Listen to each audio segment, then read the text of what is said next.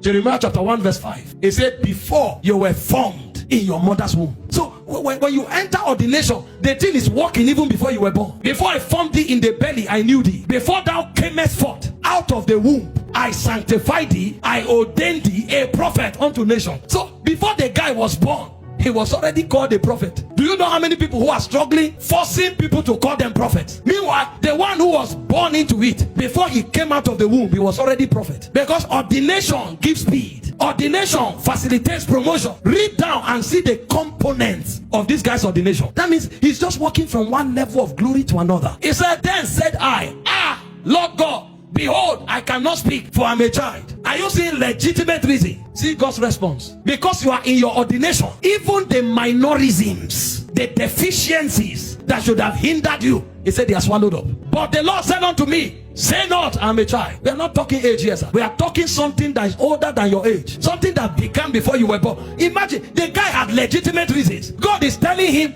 in ordination, all those legitimate hindrances don't work. Say not, I'm a child. He said, for thou shalt go to all that I shall send thee, and whatsoever I command thee, thou shalt speak. You are not going as an orator. You are going as one compelled by ordination to communicate my oracles. And this is not a speech. This is to shape nations. Be not afraid of all their faces, for I am with thee to deliver thee, saith the Lord. The guy had not prayed for deliverance. See, if you are in your ordination, even death will excuse you. Did you not read about the guy in the synagogue called Simeon? He couldn't die. The powers of ordination kept him. The moment he saw Jesus, he said, now my eyes have seen the Lord. I can depart in peace. That means the guy was looking for death. Even death didn't come. Because if you are in your ordination, deliverance is a byproduct. The guy had not prayed. There was no Lord deliver me, Lord save me. No, ordination covers deliverance. I will deliver you. And see what God was saying. Then the Lord put forth his hand. Are you seeing impartations? Unsolicited impartations. He never prayed, Lord touch me. He never prayed. Do you even notice that the guy didn't pray for encounters? God was the one who showed up and said, before you were formed, I knew you.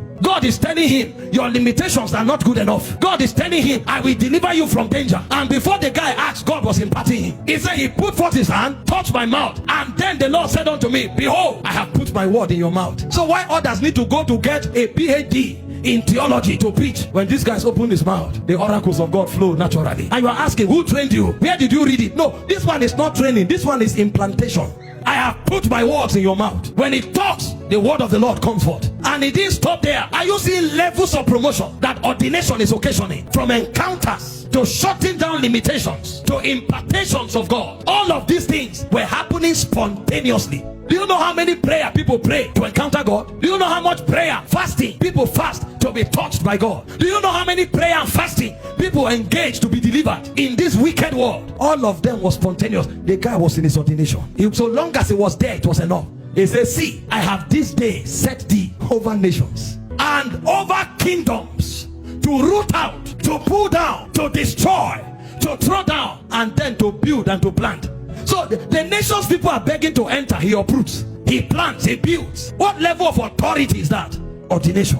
Some of the nations you people are begging for God to open the door for you to enter. They should welcome you as a king. But you see, what will put that throne on you is your ordination. Don't run to a nation as a lizard when you should enter as the king of the animal kingdom. Don't go to a nation as a beggar when you should enter as a prince who has inherited thrones. I'm not saying be inactive, but I am saying find the ordination. You are not weak, you are not helpless, you are not useless. You have just not found your ordination. And I'm not saying all of us are preachers. Find what God planned you to be. You can be an artist, celebrated by kings of the earth. Artist. You draw. Have you not heard Leonardo da Vinci? They draw a drawing. You look at the drawing, you are wondering what is special about it, and they preserve it for aeons. They are selling it, they are auctioning it, they are saving them in a museum. What is going on here? A drawing. It's called ordination. There are some who are freedom fighters. The guy gave a speech, I have a dream, and shut down the nation. He turned the world upside down, gave the black people their heritage, changed the fortune of America, and America changed the world. He was erected like a memorial because he found his ordination, delivered a speech, and risked his life for his beliefs. Find your place. You can be a photographer that changed the world. You can be a footballer that changed the world. You can be an artist that changed the world. All of us shouldn't compete for what looks lucrative. No, if God is the one who put you there, he will so exalt your horn that wherever you are, that ordination will define it. They can trace you to the forest of Africa and celebrate you like a monarch. Ordination. Find yours.